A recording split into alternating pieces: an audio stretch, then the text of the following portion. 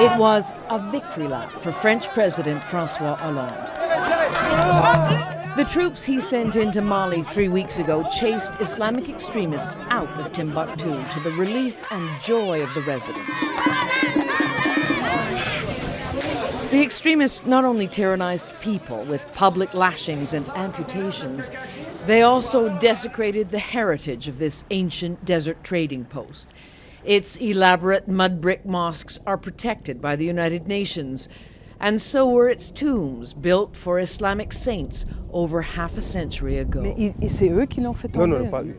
A local resident, Sidi Babi, showed me 2 of them, now in ruins.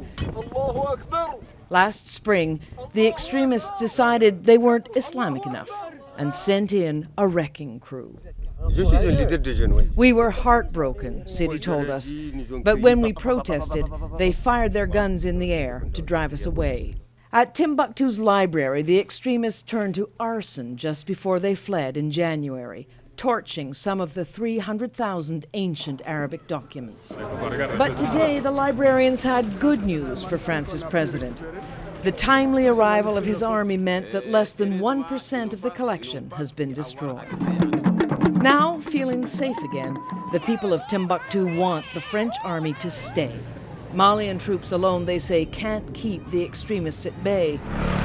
But for the French government, mindful of America's recent losses in Afghanistan and Iraq, leaving these soldiers here for much longer is simply not an option. Elizabeth has left Timbuktu now and is in the town of Bamako. Elizabeth, the United States was instrumental also in the French victory. It certainly was. The United States offered big military transport aircraft to bring French trucks and French soldiers here into Mali. They also offered mid-air fueling for French planes, including fighter planes.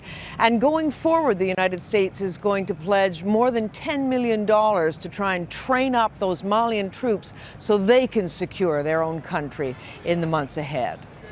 Elizabeth Palmer on the road from Timbuktu. Thank you, Elizabeth.